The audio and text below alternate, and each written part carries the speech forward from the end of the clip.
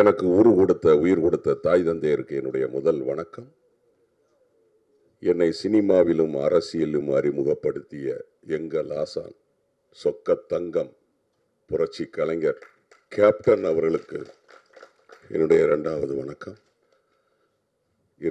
வருகை தந்திருக்கும் உங்கள் அனைவருக்கும், முக்கியமாக ஊடக நண்பர்களுக்கும், மேடையில் வீட்டிற்கும் அனைவருக்கும் என்னுடைய மூன்றாவது வணக்கம்.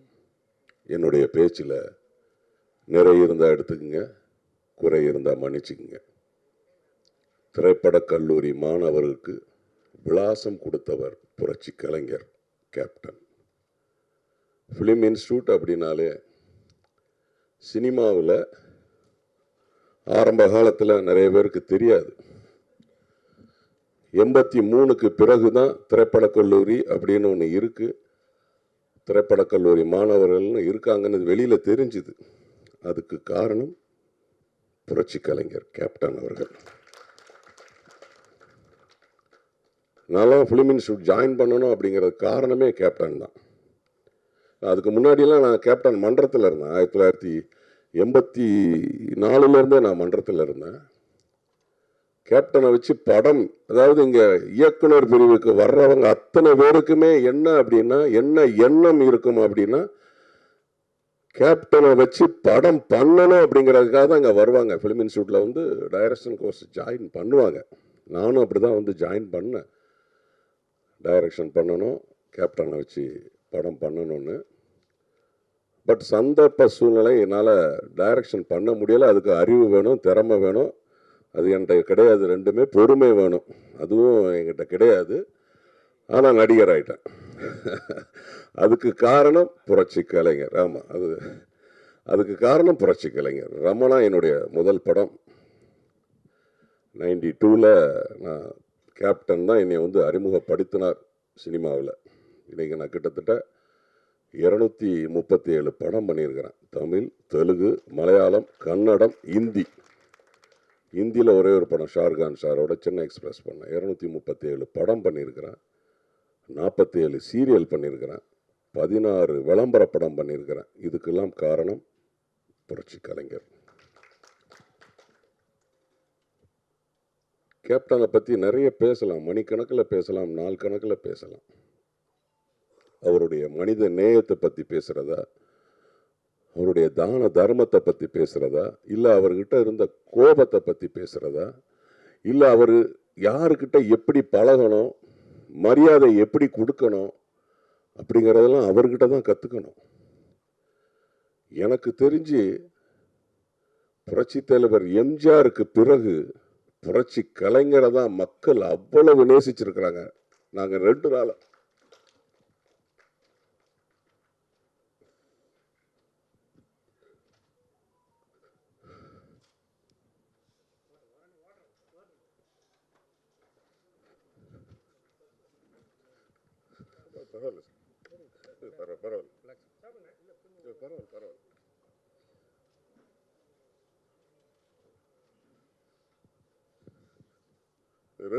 நாங்க பார்த்தோங்க.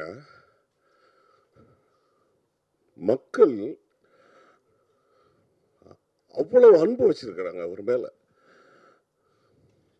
அதாவது ஒரு நல்ல டாக்டர் ஆயிடலாம், ஒரு நல்ல அரசியல்வாதி ஆயிடலாம், நல்ல டைரக்டர் ஆயிடலாம், நல்ல கேமராமேன் ஆயிடலாம், ஒரு நல்ல வியாபாரி ஆயிடலாம். ஆனால் ஒரு நல்ல மனுஷனை ஆக முடியாதுங்க.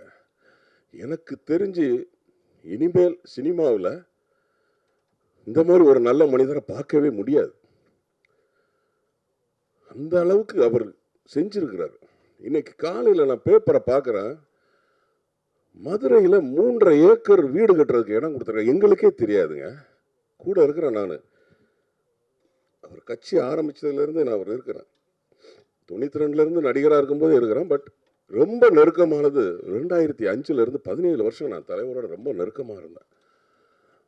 எங்களுக்கே தெரியாத விஷயம் இன்னைக்கு நான் காலையில் பேப்பரில் பார்க்குறேன். 3.5 ஏக்கர் மதுரையில் இடம் கொடுத்து விஜயகாந்த் நகர் அப்படின்னு ஒரு நகர் இருக்குது. இன்றைக்கி தான் நான் பேப்பரை பார்க்குறேன். எங்களுக்கே தெரியுது கூட. அப்போ எவ்வளவு செஞ்சுருக்காரு பாருங்க.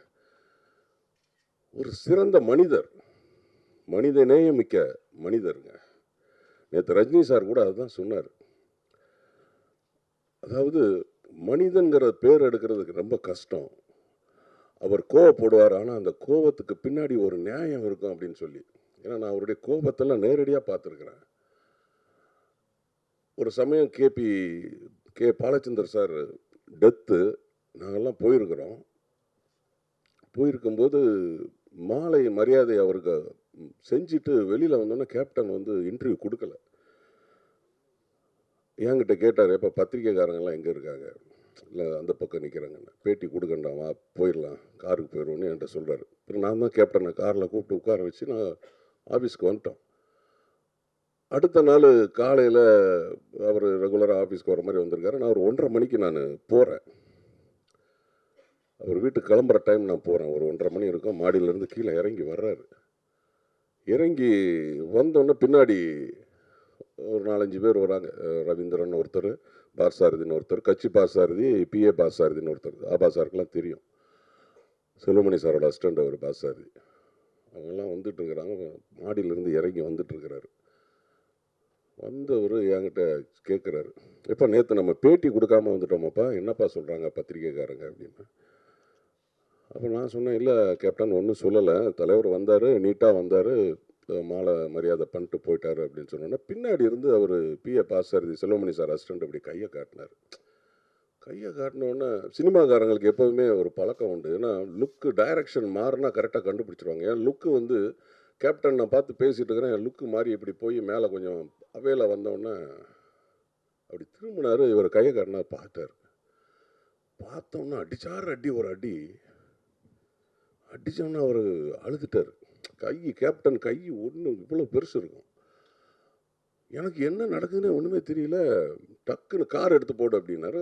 வந்தார், அவரை பிடிச்சி சத்தம் போட்டார், என்ன பின்னாடி இருந்து கையை காட்டி சொல்லாதன்னு சொல்லிட்டு இருக்கிற, இதே மாதிரி தானே எல்லாரும் என்கிட்ட மறைப்பீங்க, எல்லாத்தையும் மறைப்பீங்க, அவர் ஏதோ சொல்ல வராரு, நீங்கள் அப்படியே கையை காட்டிகிட்டு இருக்கீங்கன்னு சொல்லிட்டு கோவத்தில் வண்டியில் ஏறி போயிட்டார். எனக்கு என்ன நடந்ததுன்னே தெரியல.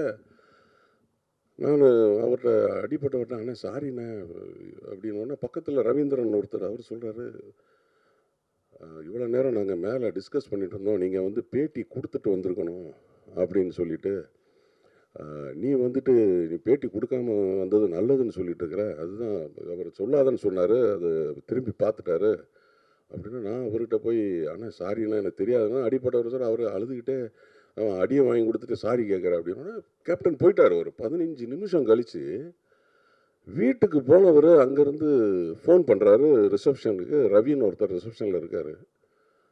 ஃபோன் பண்ணிவிட்டு, சொல்லுங்கள் கேப்டன். சரி கேப்டன், வாங்கி கொடுத்துட்றேன். மட்டன் வாங்கி கொடுத்துட்றேன். சிக்கன், ஃபிஷ்ஷு, நண்டு வாங்கி கொடுத்துட்றேன் கேப்டன், எல்லாம் வாங்கி கொடுத்துட்றேன். சரி கேப்டன் அப்படின்னு வச்சுட்டு சொல்கிறாரு. அவரை பார்சாரதியை வீட்டுக்கு போக சொல்லாத, வீட்டில் சாம்பார் தான் இருக்கும், இதெல்லாம் சாப்பாடை வாங்கி கொடுத்துட்டு அவர் அங்கேயே இருக்க சொல்ல, நான் 3:30 மணிக்கு வந்து பார்க்குறேன்னாரு. கோபம் இருக்கிற இடத்துல தான் கோணம் இருக்கும். இதை நான் அங்கே அவர்கிட்ட தெரிஞ்சுக்கிட்டேன். ஒவ்வொரு விஷயமுங்க, அதாவது நான்லாம் உண்மையில் பெருமைப்படுறேன், கர்வப்படுறேன். விஜயகாந்த் கூட பேர் சொல்லவே மாட்டேன். நான் இன்னைக்கு தான் நான் முதல்ல நான் விஜயகாந்த்னு பேர் சொல்கிறேன். எங்கள் தலைவர் பேரை நான் சொன்னதே கிடையாது. கேப்டன், அந்த கேப்டன் பேர் உருவானதுக்கு காரணம் நம்ம ஆபா சார் தான். செந்துர படத்தில் அப்படி ஒரு கேரக்டரை வச்சு அவர் கேப்டன் கிளம்பிட்டாரா ஆஃபீஸில் இருந்து, கேப்டன் மேக்கப் போட்டாருன்னு பேரை ஆரம்பித்து வச்சது இவங்க குரூப் தான், ஆபா சார் குரூப் தான். அதுக்கப்புறம் கேப்டன் பிரபாகரன் 100 படத்துக்கு அப்புறம் கேப்டன் அப்படிங்கிற ஒரு பேரே நினைச்சிச்சு. நாங்கள்லாம் கேப்டன் தான் சொல்லுவோம், அவர் பேரே சொல்ல மாட்டோம். நாங்கள்லாம் அவர்கிட்ட அவ்வளவு விஷயங்கள் இருக்கு. நாங்கள்லாம் கர்வப்படுறோம், பெருமைப்படுறோம் அவரோட இருந்தோம் அப்படிங்கிறதுக்கு. ஏன்னா நேற்று நான் பார்த்தேன், நான் அவ்வளவு மக்கள் அவர் மேலே அன்பு வச்சிருக்கிறாங்க. அந்த அன்புலாம் ஈஸியாக கிடைக்காது.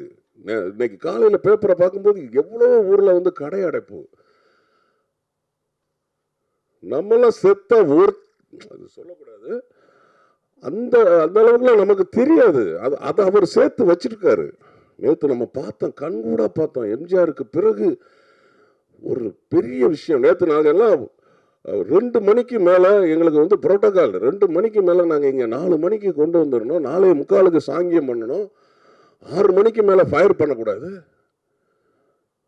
அந்த அரசு மரியாதை 6 மணிக்கு மேலே துப்பாக்கி வெடிக்கக்கூடாது. புரோட்டோகால் இருக்கு. எங்களால் அங்கே மக்கள் கண்ட்ரோல் பண்ண முடியல. பத்திரிகைக்காரங்களுக்கு தெரியும், உங்களுக்குலாம் தெரியும். 2 மணிக்கு 1:45 மணிக்கு 2 மணிக்கு அதை ஸ்டாப் பண்ணி அங்கேருந்து இங்கே கொண்டு வர முடியல. ஊர்வலமாக நாங்கள் 12 கிலோமீட்டருக்கு இங்கே கொண்டு வர முடியல. அவ்வளவு மக்கள். சிஎம் வேற வர்றாரு. 6 மணிக்குள்ள புரோட்டோகாலை முடிச்சு எல்லாம் பண்ணணும். 200 பேர் தான் உள்ள அனுமதி. வெளியில லட்சக்கணக்கான பேர் நிக்கிறாங்க.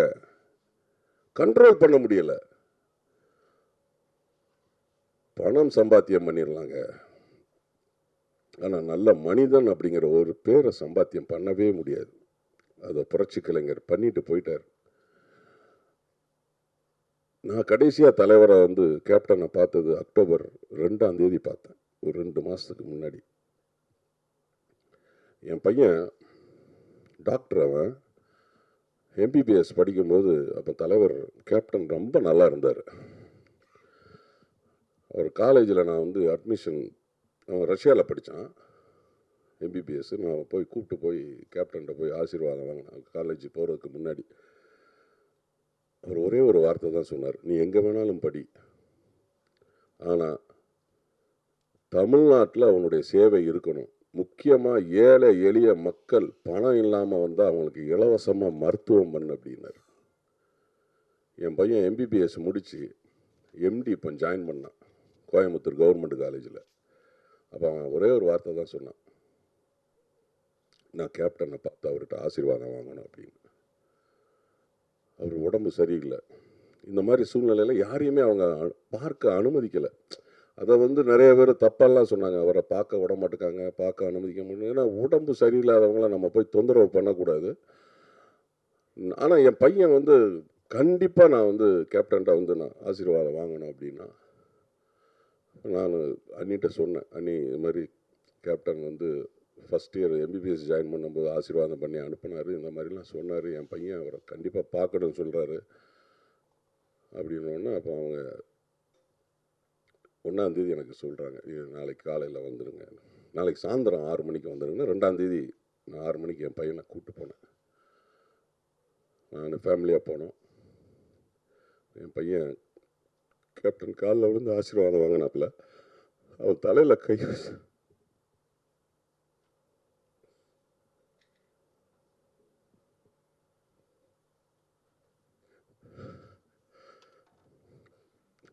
தலையில் கை வச்சுட்டு ஒரு 13,000 ரூபா சென்ட் பாட்டில் கொடுத்தாருங்க.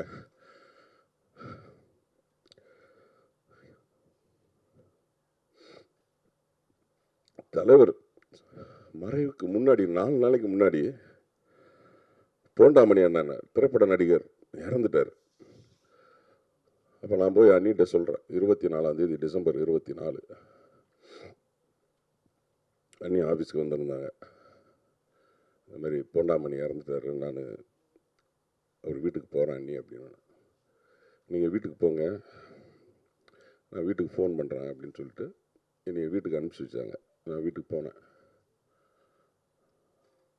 கேப்டன் ஒரு கவர் கொடுத்து, இதை அதாவது பேச வரல, சைகிளே சொல்கிறார், போண்டாமணி வீட்டில் கொண்டு போய் அதை நான் கொடுத்தேன். இறக்கிறதுக்கு சரியாக 4 நாளைக்கு முன்னாடி. அவருக்கு உடம்பும் சரியில்லை. இதே மாதிரி நிறைய சொல்லிட்டு போகலாம். அதாவது அடுத்தவங்களுடைய கஷ்டம் என்னதான் அவர் தெரிஞ்சிடும் அவருக்கு. அதே மாதிரி அடுத்தவங்களை பற்றி தப்பாகவே பேச மாட்டார், யாரையுமே தப்பாகவே பேச மாட்டார். ஏன்னா நான் 18 வருஷமாக 17 வருஷமாக நான் பார்த்துருக்குறேன். நாங்கள் ஏதாவது ஒருத்தரை பற்றி தப்பாக சொன்னால் கூட காதில் வாங்க மாட்டார். ஏய் இருக்கும்போது பேசு, இல்லாத போது ஏன் அவரை பற்றி பேசிட்டு இருக்கேன் அப்படிங்கிற. ஆபா சாருக்கெல்லாம் தெரியும். ஏன்னா ஆபா சார்லாம் நிறைய அவர் கூட சண்டை போட்டிருக்காங்க. அது சினிமாவில் தொழிலில் இருக்கும். ஆனால் அதை அடுத்த நிமிஷம் தலைவர் மறந்துடுவார். ஆனால் நம்மளை மாதிரி ஆளுங்க மறக்க மாட்டோம். ஆபா சார்லாம் 2-3 வருஷம் பேசாமல் இருந்திருக்கிறாரு, தெரியும் எனக்கு. கேப்டன் சார் என்ற கேப்டன் அடிக்கடி என்கிட்ட வந்து பர்சனலாக நிறைய பேசுகிறார். அரசியல் பேசுகிறத விட சினிமா என்கிட்ட நிறையா பேசியிருக்கிறார். நிறைய பேசுவார், கிண்டலாக சொல்லுவார். டிஎஃப்டினா போங்கப்பா, டெபிசிட்டி ஃபிலிம் டெக்னாலஜிப்பா. என்னை ஊமை வெளிகளை 10 நாள் டேட்டா வாங்கிட்டுன்னு கிட்டத்தட்ட 60 நாள் 70 நாள் ஷூட்டிங் எனக்கு என்னை போய் ராத்திரி தான்ப்பா ஷூட்டிங் வைப்பாங்க. அதெல்லாம் கிண்டலாக சொல்லுவார். ஆனால் திரைப்படக் கல்லூரி மாணவர்கள் மேலே மரியாதை, அவ்வளோ மரியாதை வச்சுருப்பார். இந்த தலைவர் இயக்குன விருதகிரி படம்லாம் வந்துட்டு பூபதி, நம்மளுடைய ஃபிலிம் இன்ஸ்டியூட் கேமரா அவர் தான் பெரிய பாக்கியம் அவருக்கு. பூபதிக்கு வந்து மிகப்பெரிய பாக்கியம்.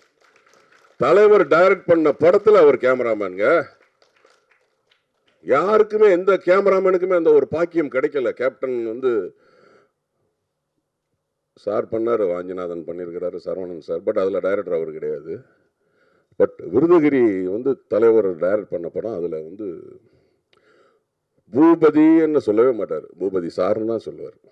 அவரை விட எவ்வளவு வயசில் சின்னவர், என்னையுமே அவரை வந்து சார்ன்னு தான் சொல்லுவார். யாரை பார்த்தாலும் அவர் வயசில் குறைஞ்சவங்களா இருந்தாலும் சரி. என்னுடைய பிரதர்ல வந்து கன்னடாவில் மிகப்பெரிய டைரக்டர், 11 படம் பண்ணியிருக்காரு. இப்போ படம் பண்ணிட்டு இருக்கிறார் பெங்களூரில். ஒரு நாள் ஃபோன் பண்ணி, அவருக்கு ஒரு அவார்டு கிடச்சிது. அப்போ ஃபோன் பண்ணி நான் கேப்டன்கிட்ட பேசணும் அப்படின்னாரு. நான் அப்போ வந்து கேப்டன்கிட்ட சொன்னேன், கேப்டன் இந்த மாதிரி அவருக்கு ஸ்டேட் அவார்டு ஒன்று கிடச்சிருக்கு என்னுடைய பிரதர்ல டைரக்டர் அப்படின்னா, உங்ககிட்ட பேசணும் அப்படின்னாரு. தான் ஃபோனை போட்டு கூட பேசுகிறேன் அப்படின்னோடனே அவரையும் வந்துட்டு சார் அப்படின்னு சொல்லிட்டு மரியாதையாக பேசினார். ஒரு நாள் நாங்கள் உட்கார்ந்துட்டு இருக்கிறோம், ஃபோன் வருது. S.A. சந்திரசேகர் சார் ஃபோன் பண்ணுறாரு. சேரில் உட்கார்ந்த ஆள் எந்திரிச்சு நின்று பேசினாருங்க, எங்கள் டைரக்டர் அப்படிங்கிறார். அதே மாதிரி நான் ராமநாராயணன் சார் ஃபோன் பண்ணால் கூட உட்கார்ந்து பேச மாட்டார். அவங்களுக்கு தெரியவா போகுது, எழுத்தாளர் இருக்கிறவங்களுக்கு அவர் உட்கார்ந்துட்டு இருக்கிறாரா, நின்றுட்டு இருக்கிறாரா, படுத்துட்டு இருக்கிறாரா, ஆனால் எந்திரிச்சு நின்று பேசினாருங்க. மரியாதை அவர்கிட்ட தான் கற்றுக்கணும், மனித நேயம் அவர்கிட்ட தான் கற்றுக்கணும், யார்கிட்ட எப்படி பழகணும் அப்படிங்கிறத அவர்கிட்ட தான் கற்றுக்கணும். கோபம் நியாயமாக இருக்கும் அவருடைய கோபம். சட்டசபையில் நாக்க திருத்திட்டு கையை நீட்டிட்டு அவர் பேசினார 2016 பிப்ரவரி 1ஆம் தேதி. அந்த கோபத்துக்கு பின்னாடியும் கண்டிப்பாக ஒரு நியாயம்தான் இருந்துச்சு.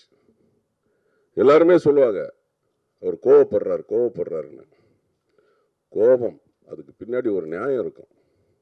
நிறைய விஷயங்கள் நான் அவர்கிட்ட கற்றுக்கிட்டேங்க. நான் உண்மையிலே சொல்கிறேன், என்னைய வந்து மாற்றுக் கட்சியிலேருந்து கோடி ரூபாய் தர்றேன் வாங்கலாம் என்ன பேசுனாங்க, விலை பேசுனாங்க. நாங்கள் போகலையே.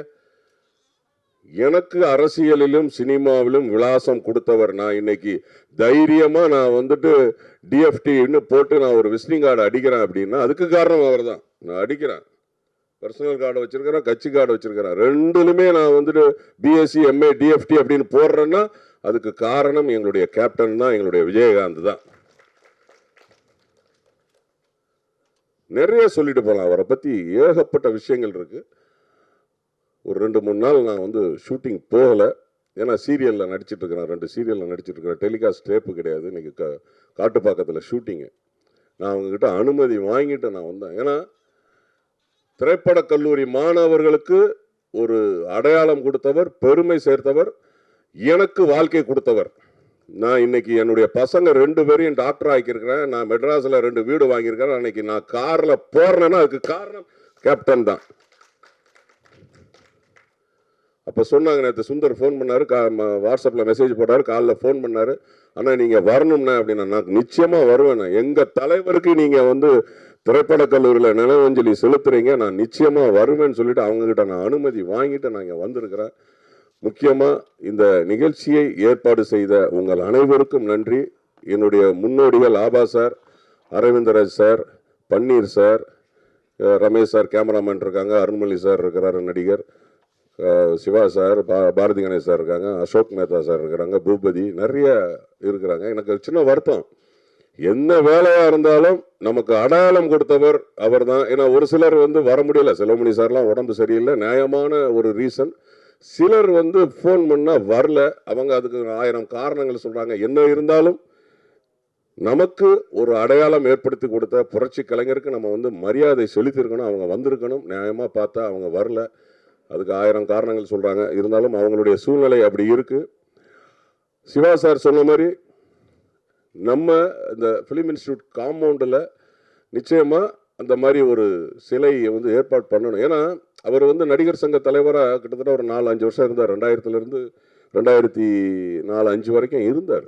ஒரு ஒரு நடிகராகவும் அவர் செயல்பட்டார், ஒரு தயாரிப்பாளரும் செயல்பட்டார். ஏன்னா நான் நிறைய பேசுவேன். நான் ஏன்னா மைக் கொடுத்தீங்கன்னா மணிக்கணக்கில் பேசுவேன். அதுவும் எங்கள் தலைவரை பற்றி பேசுன்னு சொன்னேன், 4 கணக்கில் பேசுவேன். கொஞ்சம் ஒரு 5 நிமிஷம் மட்டும் நான் பேசிட்டு போயிடுறேன். அதாவது குமரேசன் அப்படின்னு ஒரு நடிகர், ஜூனியர் பாக்கியராஜ் அப்படின்னு சொல்லிட்டு, அவர் ஊட்டிக்கு ஒரு ஷூட்டிங் போயிருக்கிறாரு. அந்த ஷூட்டிங்கில் அவர் போன அன்னைக்கு சரியாக ரிசீவ் பண்ணல அவரை. ஏன்னா அவரை வந்துட்டு டேட்டை வாங்கிக்கிட்டு காலையில் வாங்கன்னா யாருமே மேனேஜர் வந்து ரிசீவ் பண்ணல, லாட்ஜும் கொடுக்கல. அப்புறம் இவங்க எங்கே தங்கியிருக்காங்க அந்த லாட்ஜ் பேரை மட்டும் அவங்க சொல்லியிருப்பாங்க போல இருக்கு. அங்கே போயிருக்காரு. அங்கே போனால் ரிசப்ஷனில் ரூம் கொடுக்கல. அந்த ரிசப்ஷன் மேனேஜர் ரூம்லேயே போய் குளிச்சுட்டு அவங்க காலையில் உட்காந்துருக்கிறாரு, சாப்பாடு கொடுக்கல. அவங்கெல்லாம் வேறு எங்கேயோ போயிட்டாங்க ஷூட்டிங்க்கு. இவரை வந்து கண்டுக்கவே இல்லை. மதியமும் சாப்பாடு கொடுக்கல. இவர் காலையில் சாப்பாடு மதியம் சாப்பாடு சாப்பிட்டுட்டு அங்கேருந்து ஊட்டியிலேருந்து கிளம்பிங்க வந்துட்டார். உடனே அவங்க ப்ரொடியூசர் வந்து இங்கே நடிகர் சங்கத்தில் கம்ப்ளைண்ட் பண்ணியிருக்கிறார். கம்ப்ளைண்ட் பண்ணி இந்த மாதிரி நடிகர் வந்து குமரேசன் வந்து ஊட்டிக்கு வர சொன்னோம், அவர் வந்துட்டு கிளம்பி போயிட்டார் அப்படின்னோடனே குமரேசனை கூப்பிடுங்க அப்படின்ட்டுருக்கிறாரு. இப்போ என்னப்பா என்ன விஷயம் அப்படின்னோடனே இவர் வந்து நடந்த விஷயத்தெல்லாம் சொல்லியிருக்கிறார். அப்புறம் ஃபோனை போடுறாரு. அப்போல்லாம் இந்த செல்ஃபோன்லாம் கிடையாது, லேண்ட்லைனில் தான் ஃபோனை போட்டு ஒரு நடிகர் வந்திருக்கிறாரு, நீங்கள் அவருக்கு சரியான மரியாதையை கொடுக்கல, ரிசீவ் பண்ணலை, சாப்பாடு கொடுக்கல, அப்புறம் வந்து கிளம்பி வந்துட்டாருன்னு சொல்கிறீங்க. நடிகர்னா என்ன கிள்ளிக்கிறேன்னு நினச்சிக்கிட்டீங்களான்னு சொல்லிட்டு ப்ரொடியூசர்கிட்ட கத்துறாரு. அவர் வருவார், அவருக்கு சரியான முறையில் நீங்கள் இந்த ரிசீவ் பண்ணணும், சரியான முறையில் மரியாதை கொடுக்கணும், கரெக்டாக பேசின சம்பளத்தை கொடுக்கணும்னு சொல்லி சத்தம் போட்டுட்டு ஃபோனை வச்சுட்டு இங்கே குமரேசன்கிட்ட சொல்கிறாராம். குமரேசன், தயாரிப்பாளர்லாம் கஷ்டப்பட்டு படம் எடுக்கிறாங்க, அவன் நகையை விற்றானா, வீட்டை விற்றானா, இடத்த அடமானம் வச்சானாலாம் தெரியாது. அதனால் நீங்கள் வந்து கொஞ்சம் அட்ஜஸ்ட் பண்ணுங்கள். எப்படி பேலன்ஸ் பண்ணுறாரு பாருங்களேன். நடிகருக்காகவும் பேசுகிறாரு, தயாரிப்பாளருக்காகவும் பேசுகிறாரு. ஒவ்வொரு விஷயம் நான் அவர் கூட இருந்து நான் பார்த்துருக்குறேன். நாங்கள் வந்து கேட்குறோம், நாங்கள் ஏங்க சட்டசபையில் 2வது நாள் நான் போய் நாங்கள்லாம் இருக்கிறோம், நாங்கள் கேட்குறோம் சட்டசபையில் ஏன் இந்த பிரச்சனை, ஏன் இந்த மாதிரி கையை நீட்டி நாக்கை துருத்தணும்னு அவர் சொல்கிறாரு, நியாயமாக சொல்கிறார். சட்டசபையில் எங்கள் அப்பா அம்மாவை தப்பாக பேசுகிறாங்க, கெட்ட வார்த்தையில் பேசுகிறாங்க. அது ஒரு பக்கமாக தான் டிவியை காட்டினாங்க, இன்னொரு பக்கமாக காட்டலை. இப்போ எனக்கு கோபம் வருமா வராதான்னு சொல்லி கேட்குறாரு அவர். அப்போ கூட சொல்கிறாரு, நான் அந்த அம்மாவை சொல்லலையே, குழந்தை மனசு தெரியும். பாரதி கணேசுக்கெல்லாம் தெரியும். பாரதி கணேசெல்லாம் கூட இருந்திருக்காரு பொள்ளாச்சியில். அவர்கிட்ட அவ்வளவு விஷயங்கள் இருக்குது கற்றுக்கணும் அப்படிங்கிறது. ஏன்னா நம்மலாம் இன்னைக்கு ஃபிலிம் இன்ஸ்டியூட் திரைப்பட கல்லூரி மாணவர்னா கர்வமாக சொல்கிறோம்னா அதுக்கு காரணம் கேப்டன் தான். அவருக்கு நம்ம திரைப்பட கல்லூரி மாணவர்கள் ஒரு சரியான ஒரு மரியாதையை கொடுக்கணும். ஏன்னா பார்த்தீங்கன்னா நிறைய நாங்கள்லாம் வந்து 2 நாள் அங்கே இருக்கும்போது பன்னீர் சார், அரவிந்த்ராஜ் சார் எல்லாருமே வந்தாங்க, அரவிந்த் சார், ஆபா சார்லாம் வந்தாங்க. இப்போ நம்மளை மாதிரி ஒரு ஆள் அங்கே நம்மளுடைய ஸ்டூடெண்ட் அங்கே இருக்கும்போது நமக்கு வந்து தெரியுது, நம்ம அவங்கள வந்து கரெக்டாக ரிசீவ் பண்ணி நம்ம கூப்பிட்டு, சிவா சார்லாம் வந்தாங்க, நம்ம கரெக்டாக கூப்பிட்டு ரிசீவ் பண்ணி போகிறோம். இந்த மாதிரி நிறைய இடங்களில் நம்ம ஆளுங்க இருக்காங்க, ஆனால் உதவி செய்ய மாட்டேங்காங்க. உதவி செய்யணும். ஏன்னா நிறைய நான் பார்க்குறேன், எனக்கே பர்சனலாக நிறைய விஷயங்கள் நடந்திருக்கு, அதை சொல்லக்கூடாது பொது வெளியில். இன்ஸ்டியூட் அப்படின்னா ஒரு பாசம் வரணும். ஃபிலிம் இன்ஸ்டியூட் ஸ்டூடெண்ட் அப்படின்னா எல்லாருக்கும் ஒரு பாசம் வரணும். இன்னைக்கு சுந்தர்லாம் இவ்வளோ பண்ணுறாருன்னா என்ன காரணம்? ஒரு பாசம். அந்த பாசம் இப்போ குறைஞ்சிக்கிட்டு வருது. நம்ம வந்து அதுக்கு என்னென்னா இன்ட்ராக்ட் பண்ணணும். ஒவ்வொரு சீனியர் ஜூனியர்லாம் நம்ம இன்ட்ராக்ட் பண்ணணும். ஒருத்தர் ஒரு இடத்துல நம்ம இன்ஸ்டியூட் ஸ்டூடெண்ட் இருந்தார் அப்படின்னா அவரால் நிச்சயமாக நமக்கு ஒரு யூஸ் ஆகணும். அந்த மாதிரிலாம் நம்ம ஒரு இன்ட்ராக்ட் பண்ணி அதெல்லாம் நம்ம செய்யணும். அதை ஒரு அலுமினின்னு ஒரு மீட்டிங் போட்டிங்க, எனக்கு தெரிஞ்சு அது 3 வருஷம் 4 வருஷம் ஆகிப்போச்சு. அதுக்கப்புறம் அது அப்படியே போயிடுச்சு. சரி, இருந்தாலும் இந்த நிகழ்ச்சியை எங்களுடைய தலைவருக்காக நீங்கள் வந்து ஏற்பாடு செய்து கொடுத்ததுக்கு உங்கள் பாதம் தொட்டு வணங்கி நான் உங்களை வந்து, ஏன்னா யாருமே இதை வந்து செய்யலை. ஏன்னா நடிகர் சங்கம்லாம் அது போனால் அரசியலாகும். நடிகர் சங்கம்லாம் வந்து செய்யலை. இப்போ நீங்கள் நம்ம செஞ்சுருக்கோம் அப்படிங்கிறதுனா முக்கியமான, ஏன்னா மீடியா அவ்வளோ மீடியா வந்திருக்கிறீங்க, பத்திரிகை தொலைக்காட்சி நண்பர்கள் நிறைய பேர் வந்திருக்கீங்க. நடிகர் சங்கத்துக்கு அவருடைய பேரை வைக்கணும்னு நான் ஏற்கனவே கோரிக்கை வச்சுருக்கிறேன். 18 கிரவுண்டு ஐயா NSK கிருஷ்ணன் அந்த இடத்த வாங்கி கொடுத்தாரு. எம்ஜிஆர் அவர்களும் சிவாஜி அவர்களும் அப்போ இருந்த ஜெமினி சார் அவர்கள் SSR எல்லாம் சேர்ந்து பணம் போட்டு அந்த கட்டடத்தை கட்டினாங்க. ஒரு காலகட்டத்தில் அது கடன் ஆயிடுச்சு. அந்த கடனை அடைத்து பேங்க்ல வைப்பு நிதி வச்சுட்டு வந்தார் புரட்சி கலைஞர். ஏன்னா இன்னைக்கு அந்த இடம் இருக்கு அப்படின்னா அதுக்கு காரணம் வந்து கேப்டன் தான். இல்லைன்னா அதை பேங்க்ல ஜப்தி ஆகி போயிருக்கும், வேற ஏதாவது பில்டிங் வந்திருக்கும். இப்போ யாரோ ஒருத்தர் பேரை வைக்கணும்னு சொல்லிக்கிட்டு இருக்கு. யாரோ ஒருத்தர் இல்லை சார், அவரு வந்து சினிமாவில் நடிகராக இல்லாதவர் ஒருத்தர். அவர் பேரை வைக்கணும்னு சொல்கிறாங்க. ஆனால் நியாயப்படி பார்த்தீங்கன்னா அந்த இடத்துக்கு கேப்டன் பேரை வைக்கணும். தொலைக்காட்சி நண்பர்களுக்கு நான் இது மூலமாக ஒரு கோரிக்கை தமிழக அரசுக்கு வைக்கிறேன். ஏன்னா நான் நேற்று கூட ஐயா முதலமைச்சரை வந்து பார்க்கும்போது இதெல்லாம் சொல்ல முடியல. ஏன்னா அவங்களாம் புரோட்டோக்கால் டக்குன்னு வந்துட்டு போயிட்டாங்க. ஐயாவை பார்த்து நான் 2 வார்த்தை தான் நான் பேசினேன் முதலமைச்சரெல்லாம். ஆனால் நாங்கள் மனு கொடுக்குறோம். ஏன்னா அது நியாயமான கோரிக்கை அந்த இடத்துக்கு. ஏன்னா அவ்வளவு சூழ்நிலையில் ஒரு 250-300 நடிகர்களை கூப்பிட்டு போய் சிங்கப்பூர், மலேசியாவில், துபாயில் நிகழ்ச்சிகள்லாம் நடத்தி அந்த அளவுக்கு வந்து அந்த கடனெல்லாம் அடைச்சி அந்த இடத்துல இன்னைக்கு வந்து அந்த இடம் நமக்கு நடிகர்களுக்கு அப்படி இருக்கும்போது நிச்சயமாக அவருக்கு அந்த தகுந்த மரியாதையை அவங்க வந்து நடிகர் சங்கம் செய்யணும்னு நான் இதன் மூலமாக நான் வந்து கோரிக்கை வைக்கிறேன். அதே மாதிரி அண்ணன் சிவா அண்ணன் சொன்ன மாதிரி நம்ம எல்லாரும் சேர்ந்து சீனியர் ஸ்டூடெண்ட்ஸ் எல்லாம் சேர்ந்து ஒரு அனுமதி வாங்கி நம்மளுடைய எல்லாருடைய அதாவது நம்ம எல்லாம் சேர்ந்து சொந்த காசில் அவருக்கு ஒரு சிலை வைக்கணும். நிச்சயமாக நம்மளுடைய ஆபா சார், அரவிந்தரா சார், R K Selvamani sir, Udhayakumar sir எல்லாருமே. ஏன்னா எனக்கு தெரிஞ்சு தமிழ் சினிமாவில் 460 பேரை இன்ட்ரோடியூஸ் பண்ணியிருக்கிறாரு புரட்சி கலைஞர் கேப்டன். கேமராமேன், டைரக்டர், ஃபைட்டர்ஸ் 460 பேர். நாங்கள் ஒரு நாள் உட்காந்து லிஸ்ட்டு போட்டோம். 460 பேரை வந்து அவர் அறிமுகப்படுத்தியிருக்கிறார். எனக்கு தெரிஞ்ச இன்ஸ்டியூட்டில் வந்து நிச்சயமாக ஒரு 10லேருந்து 20 டைரக்டர் உருவாக்கியிருப்பார் ஃபிலிம் இன்ஸ்டியூட்லேருந்து. ஸோ அந்த மாதிரி அவர் வந்து ஆக்சுவலாக வந்து சொல்கிறத, அதாவது நான் அவருக்கு செஞ்சேன்லாம் சொல்லி காட்ட மாட்டார். அவருக்கு நம்ம தயவு செய்து நான் சொல்கிறேன், இன்னைக்கு இதை பேசிட்டு அப்படியே போயிடக்கூடாது.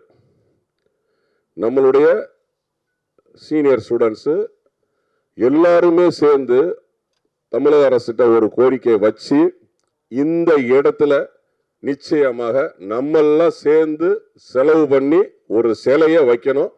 உங்களுடைய எல்லாருடைய ஒத்துழைப்பும் வேணும். என்னுடைய பேச்சில் நிறைய இருந்தால் எடுத்துங்க, குறை இருந்தால் மன்னிச்சுங்க. 2 மணிக்குள்ள நான் போகணும். நன்றி. இந்த நிகழ்ச்சியை ஏற்பாடு செய்து கொடுத்த அனைவருக்கும் நன்றி. வணக்கம்.